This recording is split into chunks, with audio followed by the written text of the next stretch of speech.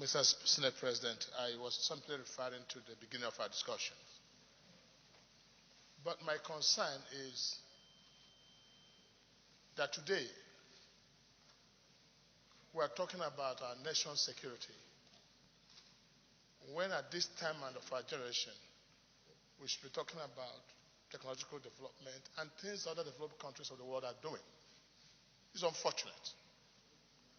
But when I heard my brother from Adamawa spoke, my heart bled.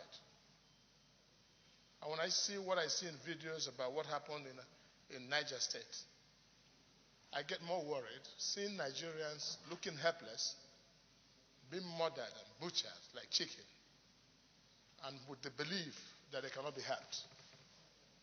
That's a very serious situation we have found ourselves in our country. But truth be told, Mr. President, our country is going through an extreme danger of insecurity.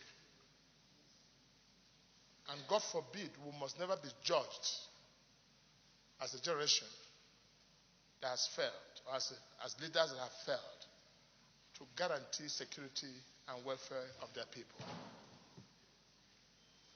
Where we are concerned about the current security situation, I'm more concerned about Nigeria in 10 years' time.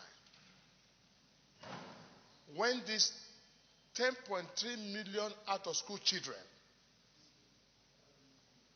in 10 years' time, there will be 20 years, we will graduate to another improved form of Boko Haram. That would be more serious time we're looking at. So we must act quickly now under the present situation which this ugly condition points out to us, by first and foremost accepting responsibility as leaders, as a people, as a nation, and not to blame anyone else, but to take responsibility. As it stands right now, if in 10 years' time nothing is done about these out-of-school children, we are going to have 10 million militants with maybe 500,000 police force. That again is another problem we have to look at now. Mr. President, there is a correlationship between poverty and insecurity. And there's no other causative other than poverty arising from unemployment, joblessness of our youths. So these two are like husband and wife. You cannot treat the other this without the other. My appeal, therefore, in providing solution, there are two types of solution that I would like to provide. The immediate solution and the long-term solution.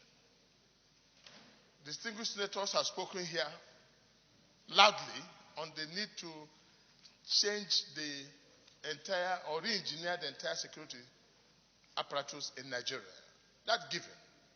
I think Mr. President should take a bold step and fire the fireable and save the savable, that Nigeria might begin to rebuild confidence in the entire security network. Again, command and control must be established. Today, we do not know who is actually responsible for the command and control. The Office of National Security Advisor in any civilized country should take up their responsibility to manage the security affairs of a nation. That seems to be lacking about command and control. And today, we do not know when any arm of government or any security agency have failed. But rather, the police will blame the army blame the navy blame the air force blame the police will blame the vigilante, and all that. So we must hold somebody responsible in this country if we have to get it right. I'm talking about state policy.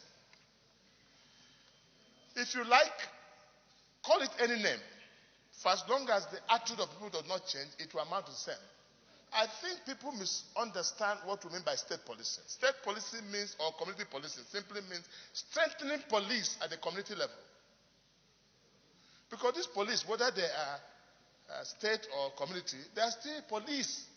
Police does not mean anyone who is called Nigerian police. Police is police once we're able to police. So we shouldn't put more emphasis about state police or community police. What we are saying, strengthening the police at community level and at the state level. Mr. President, why we say so? I overheard here we discussed about blaming, but let me say, in curing the headache, you don't have to cut the head. Because if someone is sick, he has headache, I think the best way to stop the headache is by cutting his head. You have not cured the headache. You have cured and killed. So let's change doctors where possible and change prescriptions.